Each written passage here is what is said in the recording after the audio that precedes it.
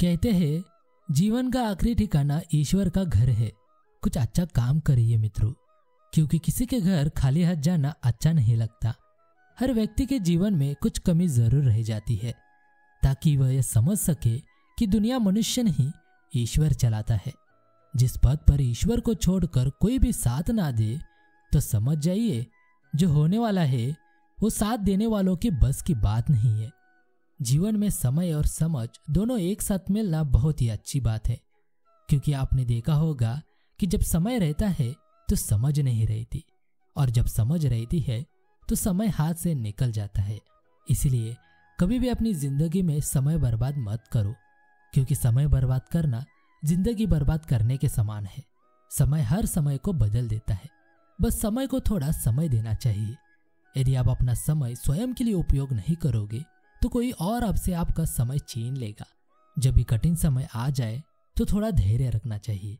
विपरीत परिस्थितियों में जल्दबाजी करेंगे तो हालात और बिगड़ सकती है। समय दुनिया का सबसे बड़ा सर्वश्रेष्ठ गुरु है, जो हमें जिंदगी की सही कीमत बताता है। जो अपने कर्म के फल के प्रति आसक्ति को नहीं छोड़ सकते, वे लोग अपने मार्ग से बहुत ही दूर है। अपनी इच्छा शक्ति से अपने आप को नया आकार दे। अपने आप को कभी भी स्व इच्छा से नीचा न होने दे। इच्छा ही आत्मा की एकमात्र मित्र है और इच्छा ही आत्मा की एकमात्र शत्रु है। परमात्मा कभी किसी का भाग्य नहीं लिखता। जीवन के हर कदम पर हमारी सोच, हमारा व्यवहार और हमारे कर्म ही हमारा भाग्य लिखते हैं। शारीरिक, बौद्धिक और आध्यात्मिक रूप से जो कुछ भी आपको कमजोर करता है, उसे जहर की तरह त्याग दो। समर्थन और विरोध केवल विचारों का होना चाहिए, किसी व्यक्ति का नहीं, क्योंकि अच्छा व्यक्ति भी गलत विचार रख सकता है और किसी बुरे व्यक्ति का भी कोई विचार सही हो सकता है। जो कर्म को समझता है उसे धर्म को समझने की जरूरत नहीं है। पाप शरीर नहीं करता, विचार करते हैं, और गंगा विचारों को नहीं सिर्फ शरीर को धोती है। भगवान के साथ जुड़ते ही जीवन में आनंद का, परमानंद का, सहनशीलता, एक सकारात्मक ऊर्जा का, प्रेम का, जीवन के सही राह का और सुकून, संतुष्टि का अनुभव करोगे। और हमारा मन दुख से कैसे मुक्त होता है पता भी नहीं चलता। यदि भगवान तुम्हें अधिक प्रतीक्षा करवा रहा है तो एक बात समझ लेना कि प्रभु आपको कहीं ज्यादा देने वाले हैं जितना तुमने इच्छा की थी, और लंबे समय के लिए देंगे। बस भगवान पर भरोसा रखना। हर मनुष्य का जीवन बहुत ही हसीन है।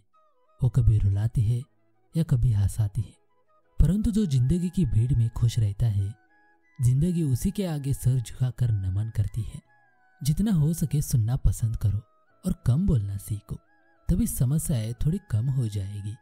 इसलिए भगवान ने हर इंसान को 2 कान और एक ही मुंह दिया है। जीवन में माफ बार बार कीजिए, परंतु विश्वास एक बार कीजिए। कभी किसी को इतना महत्व मत दीजिए कि वह तुम्हारे चेहरे से मुस्कान ही छीन ले। अपनी जीवन की समस्याएं किसी के साथ साझा मत कीजिए, क्योंकि दूसरे लोगों को कोई फर्क नहीं पड़ता और अपने बुरे लोग उन समस्याओं को देखकर हंसेंगे। क्रोध में भी शब्दों का चुनाव ऐसा होना चाहिए कि कल जब आपका गुस्सा उतरे तो खुद की नजरों में कभी भी शर्मिंदा न होना पड़े। श्री कृष्ण कहते हैं कि ऐसा हो ही नहीं सकता कि मनुष्य किसी भी काल में कर्म किए बिना रह सकता है। मनुष्य की दुनिया ऐसी है, वो चाहे या ना चाहे कर्म तो करना ही पड़ता है। कर्म न करना भी कर्म करने जैसा है।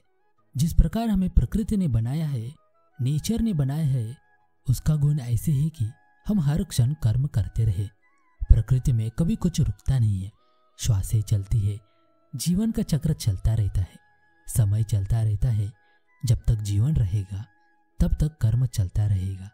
इसलिए ये आवश्यक है कि कर्म को समझा जाए और समझ के उसे किया जाए। सुख हमारे अहंकार कर्मों की परीक्षा लेता है और दुख हमारे धैर्य की परीक्षा लेता है। इन दोनों परिस्थितियों में उत्तीर्ण होकर ही हम जीवन में सफल हो पाते हैं। धनुष्य के बाण को आगे जाने के लिए पीछे खींचना पड़ता है। ऐसे ही जीवन में यदि सुख चाहिए या सफलता चाहिए तो आपको बुरे समय से लड़ना पड़ता है, तब जाके हम अच्छे दिन पा सकते हैं। अपने जीवन में कभी अहंकार मत करना, क्योंकि घमंड जब सर चढ़ता है तो व्यक्ति दूसरों का मान सम्मान करना भूल जाता है। हमारी कमाई हुई संपत्ति का बंटवारा कोई भी कर सकता है, लेकिन हमारे कर्मों का बंटवारा कोई नहीं कर सकता। हमारे द्वारा किए हुए कर्मों का फल हमें ही मिलेगा। शिक्षा वह प्रक्रिया है जो हमें न केवल जीने की कला सिखाती है बल्कि जीने का सही तरीका भी बताती है। शिक्षा से ज्यादा कीमती और मूल्यवान चीज इस दुनिया में कोई नहीं है। इसे केवल परिश्रम के द्वारा ही पाया जा सकता है। यदि आपको लगता है कि शिक्षा महंगी है तो आद्यंत को आजमाइए, तभी आपको शिक्षा का महत्व समझ आएगा। यदि आपने एक बार शिक्षा से दोस्ती कर ली तो फिर आपको इस दुनिया में किसी और दोस्त की जरूरत नहीं पड़ेगी। मनुष्य का बड़ा होना अच्छी बात है, लेकिन उसके व्यक्तित्व में गहराई और विचारों में शुद्धता भी होनी चाहिए, तभी वह महान बनता है।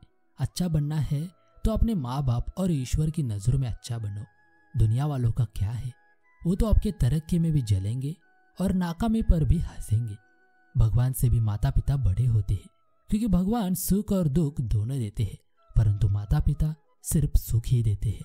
जैसे बिना आग के मोमबत्ती नहीं जल सकती, ठीक उसी तरह बिना आध्यात्मिक ज्ञान के इंसान नहीं रह सकता है। दूध उपयोगी है किंतु एक ही दिन के लिए, फिर वो खराब होता है। दूध में एक बूंद छाछ डालने से वो दही बन जाता है, जो केवल 2 और दिन टिकता है। दही का मंथन करने पर मक्खन बन जाती है, यह और 3 दिन टिकता है। मक्खन को उबालकर घी बनता है, घी कभी खराब नहीं होता है। एक ही दिन में बिगड़ने वाले दूध में कभी नहीं बिगड़ने वाला घी छिपा है। इसी तरह आपका मन भी अथाह शक्ति से भरा है, उसमें कुछ सकारात्मक विचार डालो, अपने आप को मथो अर्थात चिंतन करो, अपने जीवन को और तपाओ, और तब देखना आप कभी हार नहीं मानने वाले सदाबहार व्यक्ति बन जाओगी। आप कभी हार नहीं मानने वाले सदाबहार व्यक्ति बन जाओगे। गलती मनुष्य का स्वभाव है, जाने अनजाने कुछ गलतियां हर किसी से हो जाती है। उसे विनम्रतापूर्वक स्वीकार करना जीवन का एक श्रेष्ठ गुण है। गलती छुपाने के लिए झूठ का सहारा लेना उससे बड़ी गलती है। गलती छुपाओ नहीं, अपितु गलती सुधारो। जब आप झूठ का सहारा लेकर किसी गलती को छुपाने का प्रयास करते हैं तो आप अपने जीवन में सुधार की संभावना को भी कम कर देते हैं। यदि आपको एक बार झूठ बोलने की आदत पड़ जाती है, फिर आपको सच बोलना बड़ा कठिन मालूम पड़ेगा। झूठ से बचने का प्रयास करो, और प्रयास करो उस सत्य से भी बचने का जो किसी के लिए पीड़ा का कारण बन जाता है। जो सत्य किसी के लिए लज्जा का कारण और किसी के लिए आत्मग्लानि का कारण बन जाए, वो सत्य भी शुभ नहीं है।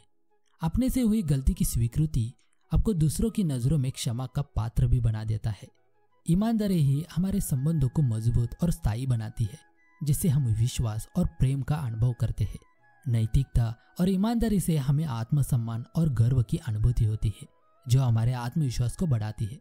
ईमानदारी से किया गया कार्य हमेशा प्रशंसा और सफलता प्राप्त करता है, चाहे वो कितना भी छोटा क्यों ना हो। नैतिकता का पालन करने से हम समाज में एक आदर्श व्यक्ति बनते हैं, जो दूसरों के लिए प्रेरणा का स्रोत होता है।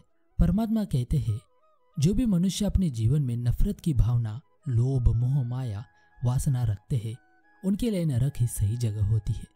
हमें अपने जीवन में मेहनत करना चाहिए, दूसरों के जीवन की उन्नति और सफलता को भुलाकर अपने जीवन से नकारात्मक विचारों को दूर कर अपने भाग्य को उज्जवल बनाना चाहिए। हमें इस जीवन में जो भी करना चाहिए सोच समझ कर करना चाहिए और सही समय पर करना चाहिए। हमें समय और दूसरे लोगों को सम्मान देना चाहिए और उनके सुख दुख में मदद करनी चाहिए। जब कोई व्यक्ति अपने लक्ष्य पर सफलता प्राप्त कर लेता है तो उसके जीवन के सभी दुख अपने आप खत्म हो जाते हैं। जीवन में नया उमंग और खुशियां भर जाती है। कामयाबी का असली मतलब खुद को बेहतर बनाना ही सच्ची कामयाबी है। कभी हार मत मानो, क्योंकि आप नहीं जानते कि अगली कोशिश कितनी कामयाब हो सकती है। गुरूर किस बात का साहब, आज मिट्टी के ऊपर तो कल मिट्टी के नीचे। माँ बाप का हाथ पकड़ कर रखिए, लोगों के पाँव पकड़ने की जरूरत नहीं पड़ेगी। दूसरे लोगों को खुश करने के लिए कभी अपने माता पिता पर गुस्सा मत होना।